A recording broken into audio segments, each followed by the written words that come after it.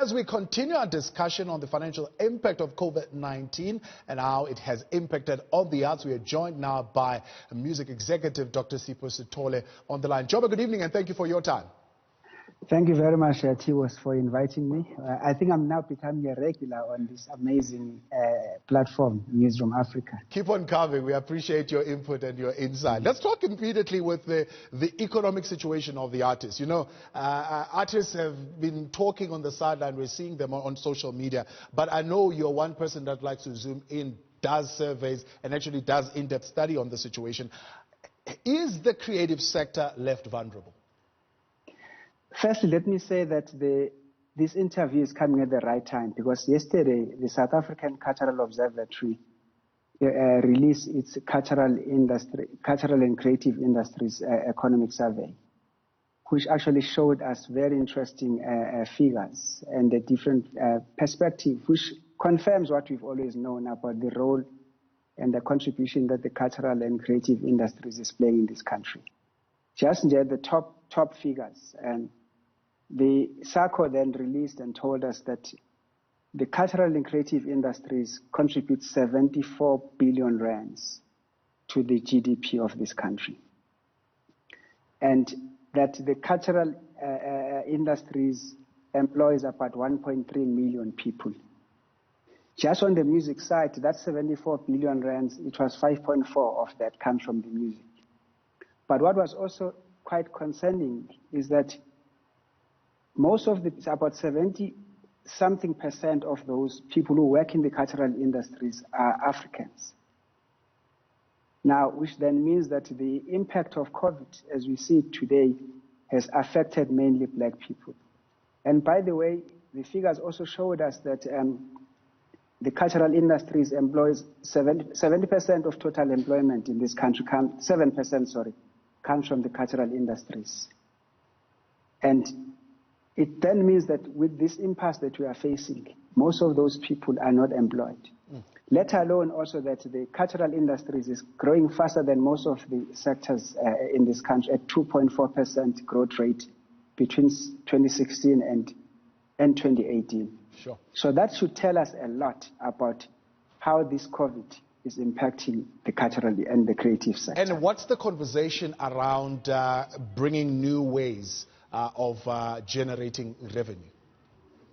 Well, I guess we now need to be alive to the fact that the fourth industrial revolution is upon us, and that the cultural and creative industries can still survive and sustain itself through this digital revolution that we are seeing. Because we also saw the work that has been done by the PwC Media and Entertainment Survey. It already proved to us already that streaming is the one major area that we need to be looking at. Yeah. Because in 2014, streaming revenue was only 35 million rands. Yeah.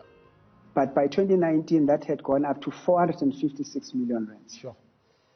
Which means that if you are a poet, you are a painter, you are a dancer, you are a craft person, whatever you do, you can already use this opportunity that has been presented to us, that you and I can even talk as we are talking now via Skype. That's very interesting, Joey, that you say that, because there are artists, in fact, that say online streaming, the return is not the same in terms of value that an artist would get from a live performance. And now you've done both, and you would know the difference. Well, let me tell you, the beauty about online streaming of your show is that you can be performing to an audience that is sitting in Australia that would have found it very difficult to get on an aeroplane to South Africa to come and see Ladysmith Black Mambazo. So we can actually be streaming to 10,000 people, even if they were to pay 50 rand or even 30 rand. They can be sitting in Soweto, Emlazi, in New Zealand, in Jamaica, and watching you perform. And we know that the numbers are there. We know that Black Coffee can put a concert, a worldwide concert. We saw what Andrea Bocelli did a few months ago. He did, at the very early stages of this COVID lockdown, he did a concert. And Mambazo can be doing that. We are talking to Mambazo about doing a streaming next week at the Playhouse to the audiences where they have already cancelled most of the shows, where they can now say, we know we cannot come to you, but we can all meet together in the space and virtually interact. What does that it's mean a question then, of... What does that then mean for record companies and the training of artists to be familiar with that space, one, but also to be able to protect themselves around that space as they monetize those platforms to be able to earn a living? The streaming platforms need to be licensed by the record companies because they own the master recordings of what those artists are performing. They also need to be licensed by collecting societies such as Capasso, that protects the mechanical, which is the compositions, as well as by SAMRO, which is your performance royalties. So everyone in terms of that value chain has got something to get out of it. But what needs to happen is that we need to really wake up and get to it. Let me tell you, just this weekend, I am streaming, Watcher TV is streaming a live a cappella concert of The Soil, Just Six, Beyond Vocal, and The Legacy. So it's now up to the fans whether they can purchase those tickets and watch the show at the comfort of their home. And I know it's going to be a brilliant concert. We have already tested this system. You may have known that we did the live streaming on International Jazz Day, where we had Nduduzo Makhathini and Tutu Puane in Brussels, in Belgium, and we had Mandisi Jankis in Cape Town. We had Bokani Daya in Joburg. We had over 1,200 people watching that concert, which means we actually filled up the Lyric Theatre. If the show was at the Lyric Theatre, we would have filled up the Market Theatre 3 times if it was there. Yeah. So people are already warming up to it, but we know data is still very expensive. So I think that is one of the issues that becomes a hindrance, because people can buy a show for 50 Rand, but they must still have data to watch that show. Indeed.